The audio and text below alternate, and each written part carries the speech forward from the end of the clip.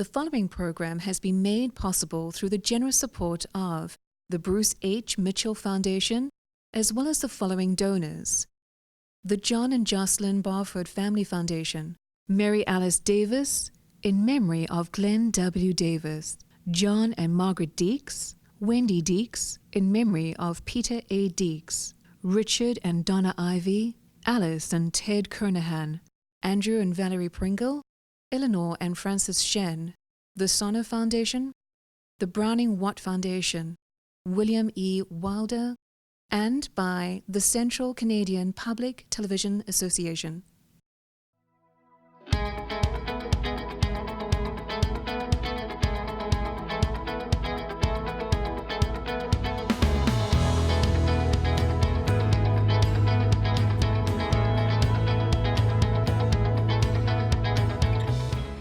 Hello, I'm Jim Deeks, and welcome to the very first edition of Canada Files, featuring one-on-one discussions with some of Canada's most prominent and successful people from all walks of life.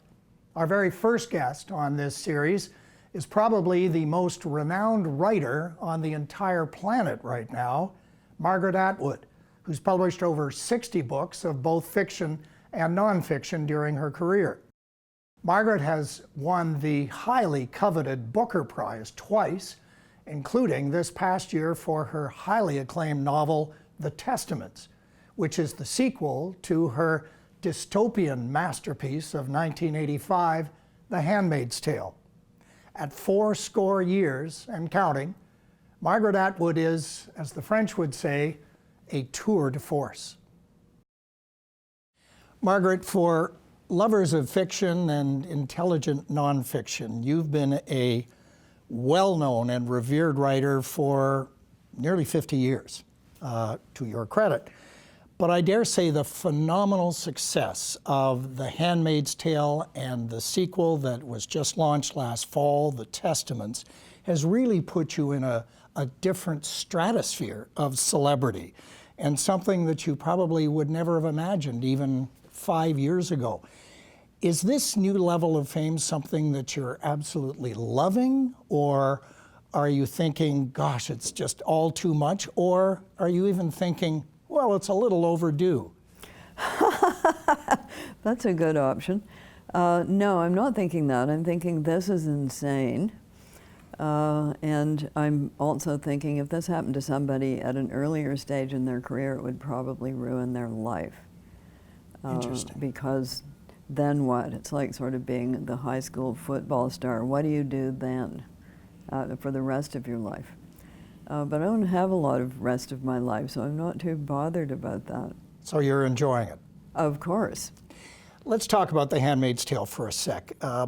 What was it about the 1980s when you wrote that book that was so dystopian for you at that time? So we had the 60s, which, as you'll recall, included the civil rights movement, the anti-Vietnam War movement, and culminated with the beginning of second wave feminism, Yes. which was very active in the 70s. In the 80s, there was a political change.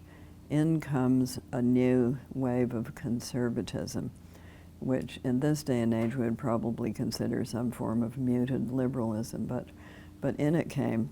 Led by Ronald Reagan. Led or figureheaded by Ronald Reagan.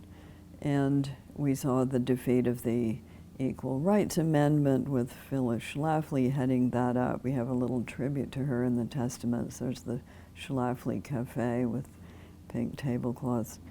So I wrote The Handmaid's Tale in the middle of the 80s. And it was an answer to the question, if America were to have a totalitarianism. I was very alert to totalitarianisms because I had lived through a number of them. If it were to have a totalitarianism, what kind of totalitarianism would it be? It wouldn't be, hi, my name is Uncle Joe and let's all be communists. It would not be that. It would be more likely to be some kind of religious figure-headed thing, like some pretended sort of religious thing. used as a weapon to bash people over the head and get them into line because they'd done it before. So that was my postulate, and the 80s was a pushback decade, pushing back against the rights that women had achieved. There was a pushback against that.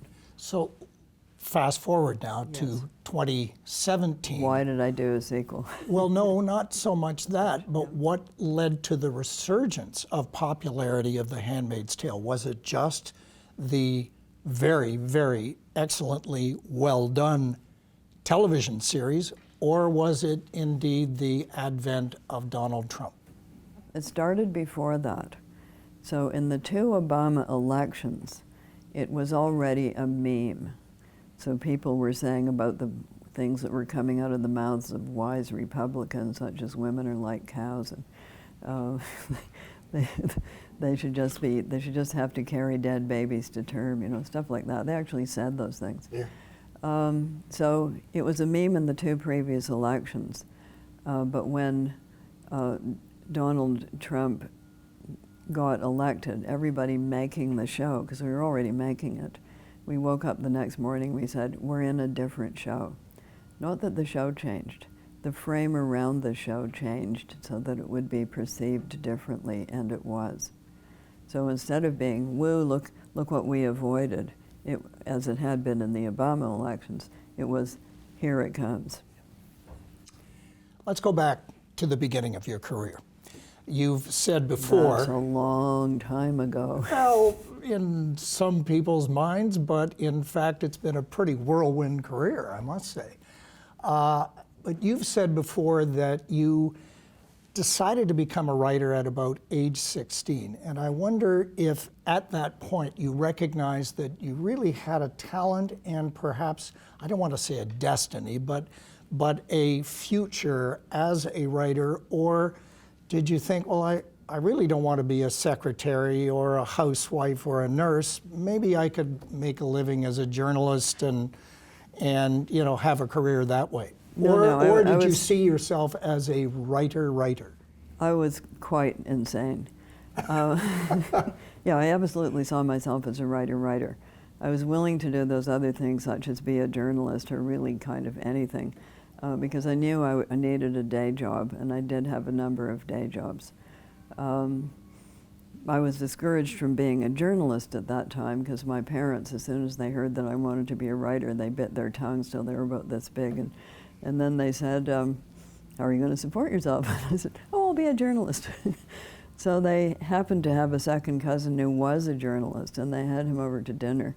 And he said, well, if you're going to be a journalist, this was in the middle of the 50s, as a female person, you'll be writing the obituaries or the women's page. Yeah. And I thought, that doesn't sound like a lot of fun.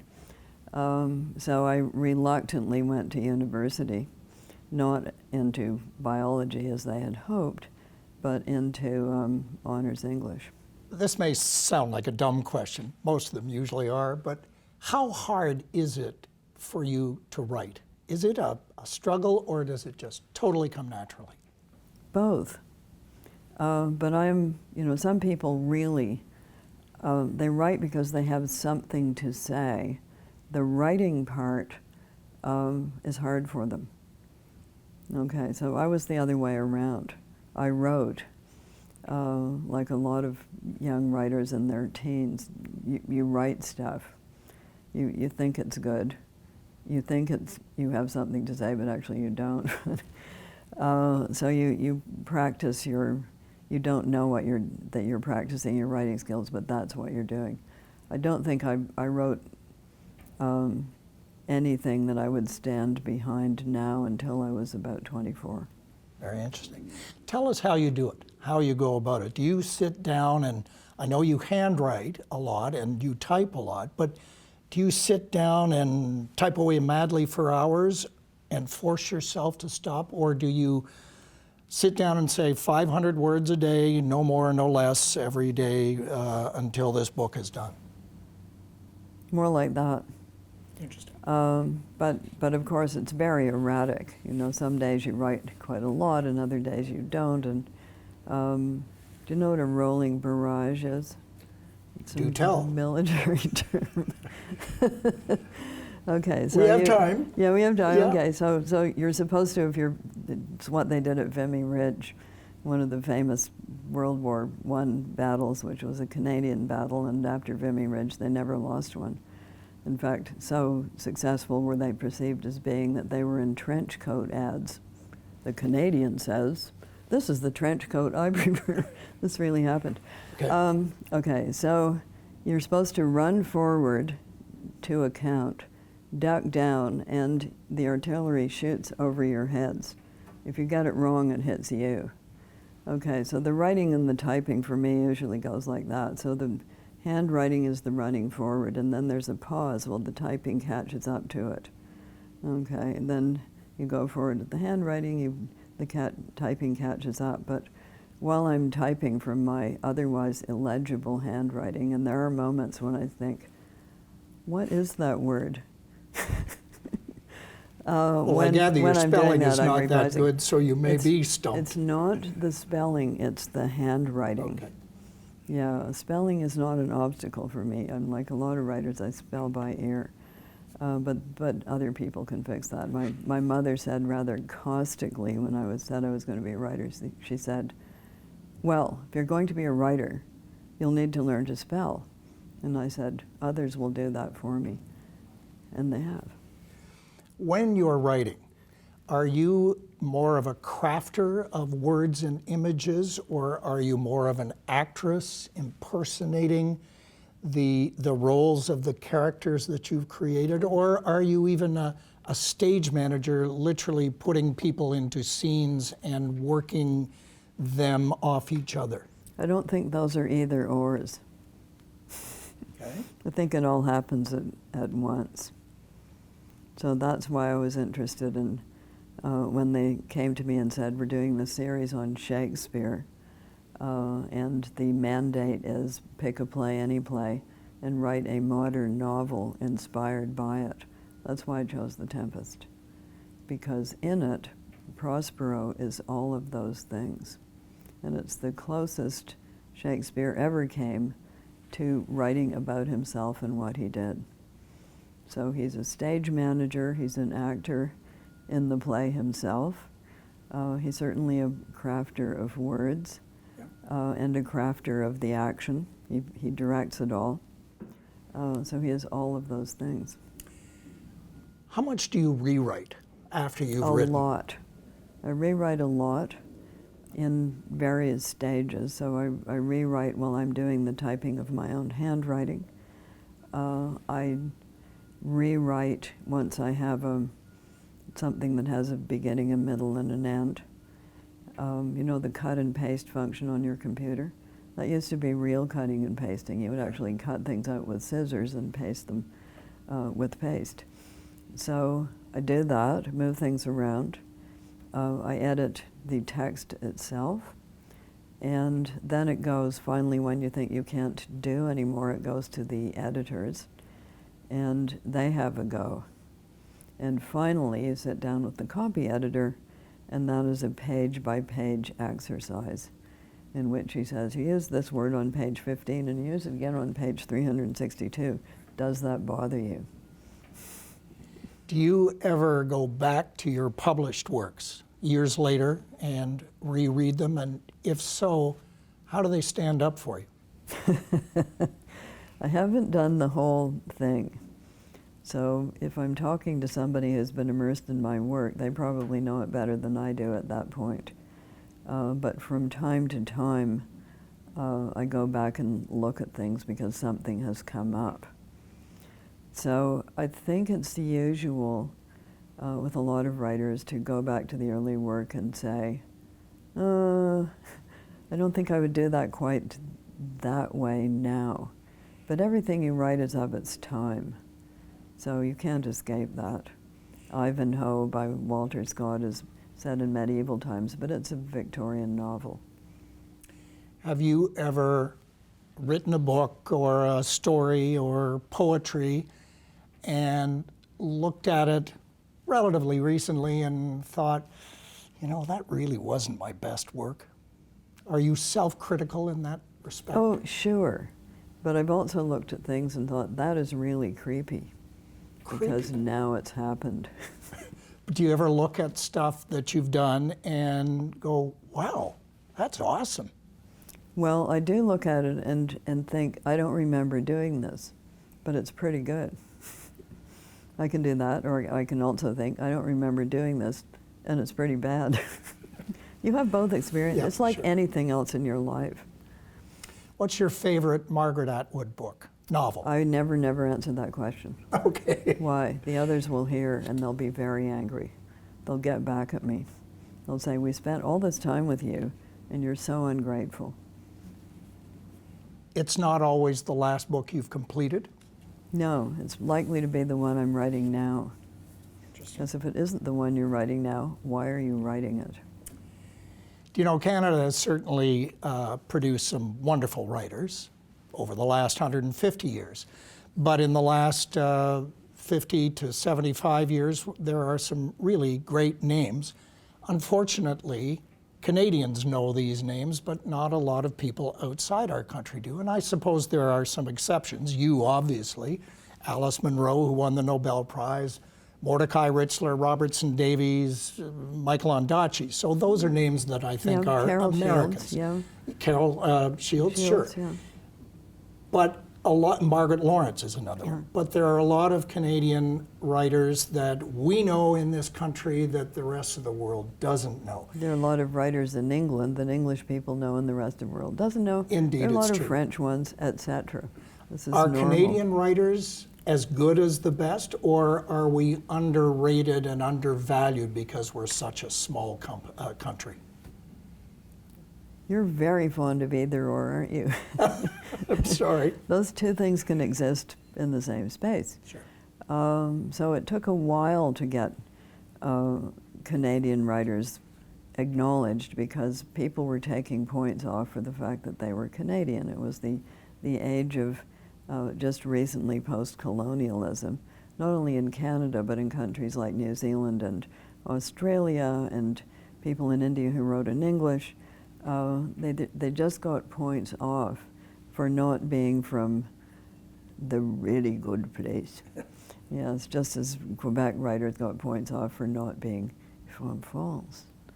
But that, I think, has evened out somewhat. It hasn't so much for Quebec because Quebec literature is very particular. It's very specific to Quebec, and often other people just can't get it. You know, they just don't grasp it, with the exception of some writers, but it is quite particular. Canadian writing translates into other readerships quite well in this day and age. So it's North American without being American, which in the minds of some is a plus. In previous years, it was a negative. And it was taken for granted that either Canadian literature didn't exist at all, or that it was second-rate something else. And that is why I wrote a book in 1972 about why Canadian literature was different from other literatures in English. Why wouldn't it be? The place is different. And does that still apply?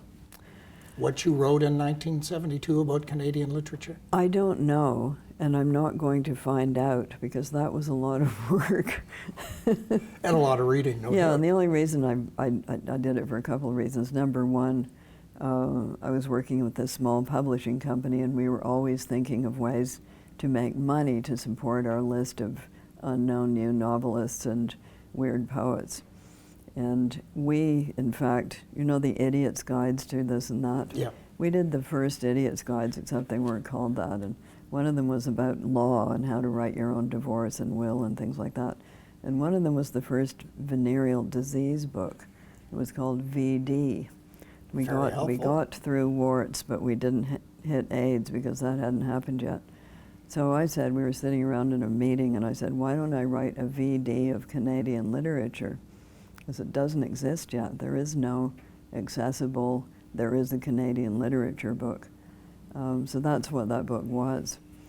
And so I wrote it because it didn't exist, because it would make some money for the publishing company, and because I thought people needed it. Which, judging from all the people who asked me questions like, there isn't any Canadian literature, is there? Or isn't it just second-rate English or American? I felt they really needed this book. And you did it. I did, then I got for it as usual. There's a word we'll be bleeping out, but Right, that's okay. Oh, come on, that's a common, You know what, common it English should be word. allowed. Okay, Let's talk about awards. I got in trouble for it. Okay. How about that? Let's talk about awards. You've won the Booker Prize twice, well, 1.5 times. I'm not sure how you define it, but your name is on the Booker Prize twice. You've won the Governor General's Award in Canada. You've been honored with twice, thank you. You've been honored with well over 20 honorary degrees from universities, including Oxford, Cambridge, Harvard, and the Sorbonne. Wasn't that fun? Well, good on you. What is the greatest honor that you've received now? And you just got a recent one from the Queen. Yes, so. that was very honorable and a lot of fun as well, but I would never, ever, it's like, what is your favorite novel? I will not choose amongst these things, because why should any of them be relegated to second rank? I will tell you about one that you don't know about. I got the Swedish Humor Award. I bet you didn't know there was such a thing. And you wouldn't think the Swedes were the most humorous people in the world, as wonderful as they are. You'd be surprised, dear. It can be very funny after a certain point in the evening. Yes, they can actually be. Yeah, it helps. Yeah, so I got the Swedish Humor Award. I couldn't collect it. My publishers went. It took place in an amphitheater in the rain. They got quite wet. They got the Swedish Humor Award, which is a crystal bowl engraved, and then somebody stole it. So I've won the Swedish Humor Award, but I don't have the Swedish Humor Award. Because it got lost in the flood? No, it got stolen. Somebody pinched it. Well, you have been honored by your country, not only with the Governor General's Award twice, but with the Order of Canada, which is an honor that almost every recipient seems to believe is about the pinnacle that a Canadian can certainly achieve. And you've always been fiercely Canadian throughout your career. What does being Canadian mean to you? That's a minefield these days. But you know, it always kind of has been.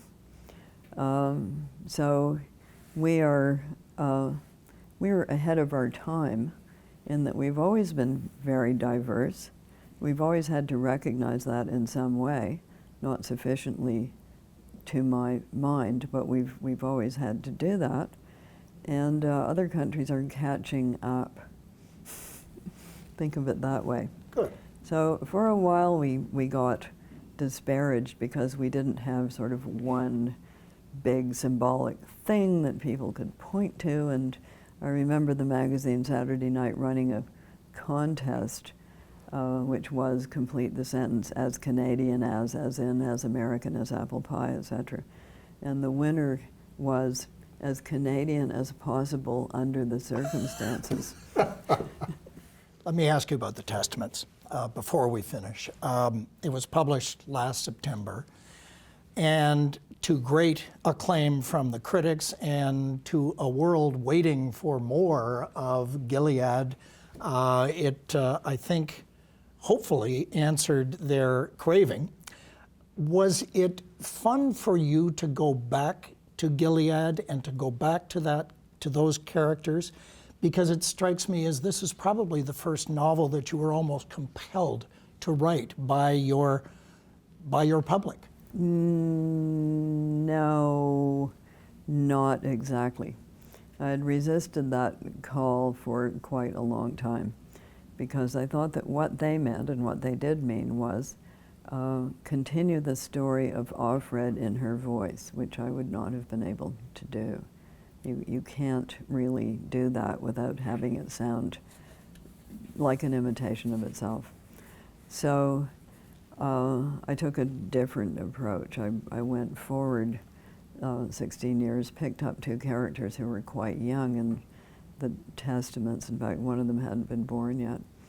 And another character, everybody's favorite, Lydia, and told the story from those three points of view as Gilead has entered its middle to late period.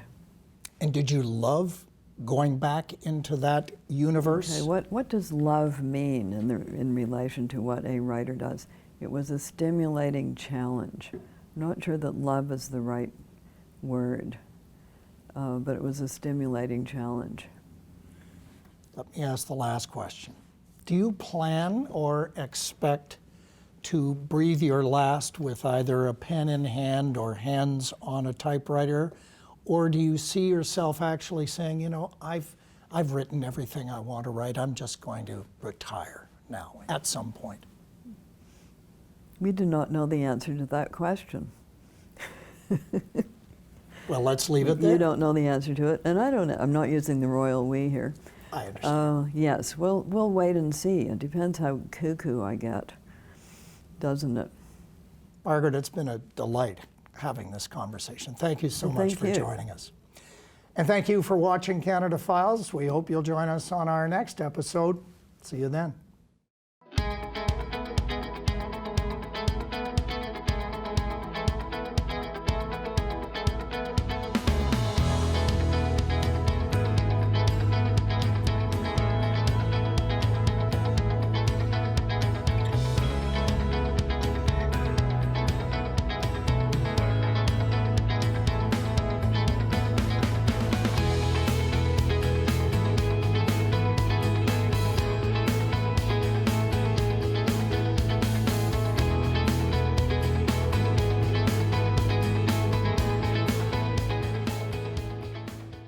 The preceding program was made possible through the generous support of the Bruce H. Mitchell Foundation, as well as the following donors: the John and Jocelyn Barford Family Foundation, Mary Alice Davis, in memory of Glenn W. Davis, John and Margaret Deeks, Wendy Deeks, in memory of Peter A. Deeks, Richard and Donna Ivy, Alice and Ted Kernahan, Andrew and Valerie Pringle, Eleanor and Francis Shen, the Sonner Foundation, the Browning Watt Foundation, William E. Wilder, and by the Central Canadian Public Television Association.